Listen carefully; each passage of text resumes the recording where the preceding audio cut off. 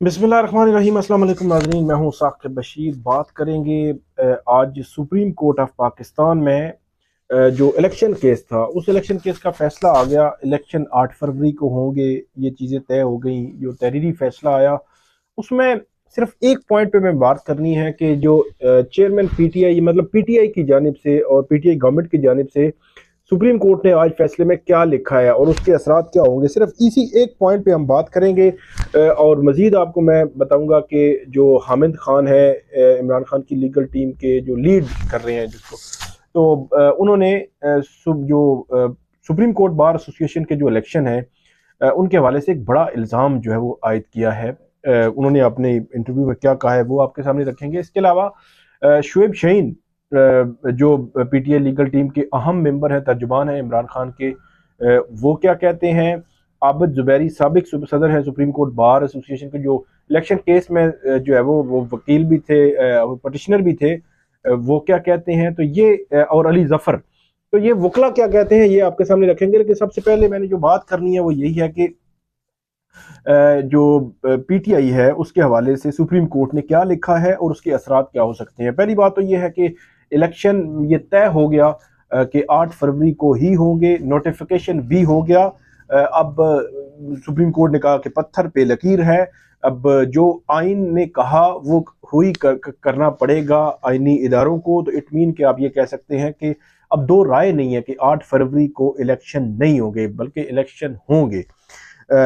Media के हवाले से भी कुछ बातें की, जैसे काजी फाइज ईसा ने, कि मीडिया जो है वो खदशात ना फैलाए कि इलेक्शन नहीं होंगे। ऑर्डर में भी ये लिखवाया कि एक तारीख ना देने की वजह से एक तासुर गया था, लोगों में एक खदशा था कि इलेक्शन की जो है वो नहीं, इलेक्शन की तारीख ना होने का एक खदशा जो आया, और उसके बाद ये खदशा भी आया कि इलेक्शन नहीं होंगे।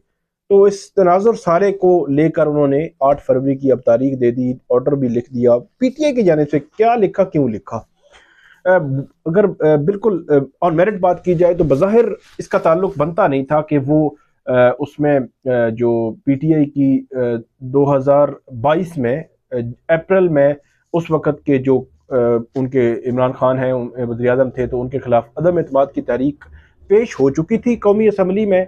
और उसके बाद जब उस पर वोटिंग की बारी आई तो कासम सूरी जो डिप्टी स्पीकर थे, तो कासम सूरी ने ये किया कि उन्होंने कहा कि साइफर क्योंकि साजिश हुई है तो इसलिए मैं जो उनकी अदम एतमाद की जो तहरीक है उसको मुस्तरद करता हूँ। और उन्होंने कहा था कि उसके बाद मुस्तरद करके ख़त्म कर दिया इजलास। और उसके बाद मामला ये हुआ कि वज़ीर आज़म ने सदर को एडवाइस भेजी और सदर ने असम्बली तोड़ दी। उसके बाद सुप्रीम कोर्ट मामला आया, सुप्रीम कोर्ट ने सदर और वज़ीर आज़म के और स्पीकर का, जो डिप्टी स्पीकर के इक़दामात को गैर आइनी करार दिया।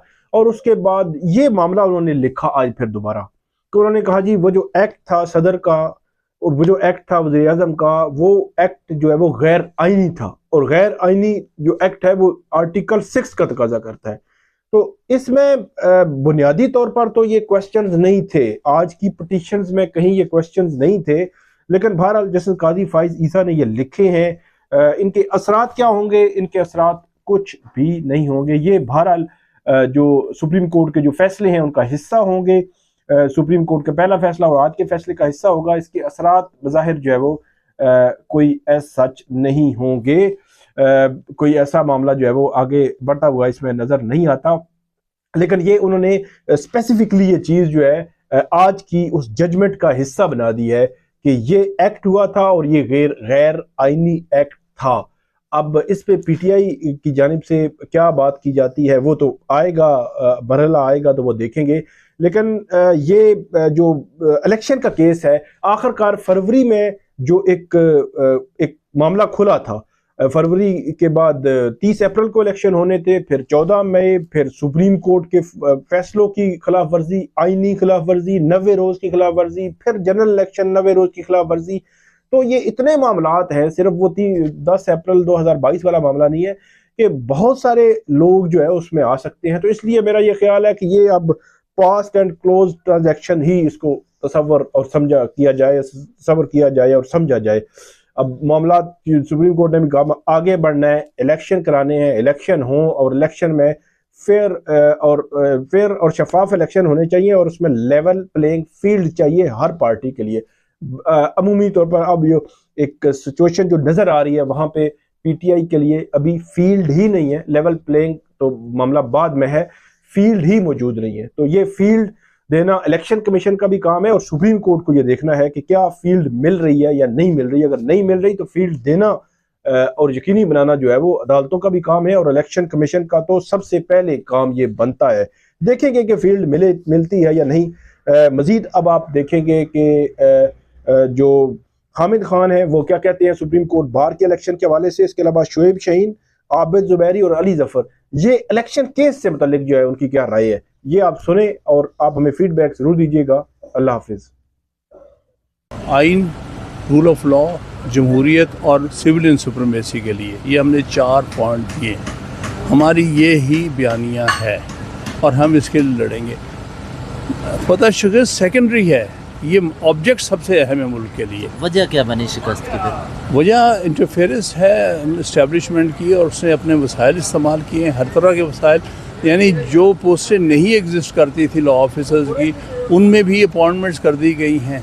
यानी ये पहले भी हमने इंटरफेरेंस देखी है, 2, 4, 5, 7, 10 इधर उधर अपॉइंटमेंट्स हो गई। इस दफ़ा तो सैकड़ों की तादाद में इन्होंने अपॉइंटमेंट्स की हैं।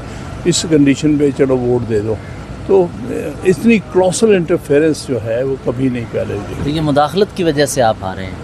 मैं यही समझता हूँ, मैं यही समझता। बात यह है कि 9 अप्रैल की तारीख भी आई थी, 30 अप्रैल की भी आई थी, 14 मई की भी आई थी, लेकिन उनके फैसलों पे अमल दरामद नहीं हुआ। 8 अक्टूबर की तारीख भी आई थी, लेकिन हम ये समझते हैं कि अब शायद ये आखिरी हतमी तारीख होगी और उम्मीद रखते हैं कि इंशाल्लाह इस पे इलेक्शन हो जाएगा। नहीं, बिल्कुल अच्छी बात की है कि जो अपना आईनी रोल अदा नहीं कर सकता तो कुर्सी से चिमटे रहना बिल्कुल गलत बात है। हुसोएवर में भी उसको अपना ओहदा छोड़ देना चाहिए। पीटीआई का तो स्टैंडिंग यही था कि इंतखाबात की तारीख सदर को देनी है, लेकिन सदर हिचकिचाहट का शिकार थे। अब पीटीआई क्या सदर साहब से इस सिलसिले में कोई बात पूछ करेगी? क्योंकि पीटीआई ये राइट रखती है। पीटीआई ने आज उनको ऐवान सदर तक पहुंचा रखा है।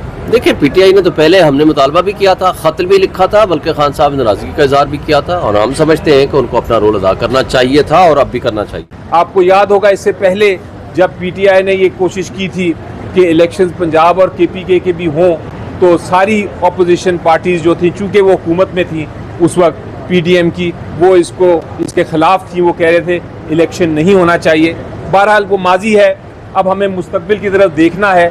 मेरी नज़र में माजी में क्या हुआ वो भूल जाएं। अब एक नया खुशखबरी आ गई है, एक नया ईरा शुरू होने लगा है मुल्क में इलेक्शंस का। अब हम मुस्तकबिल की तरफ देखें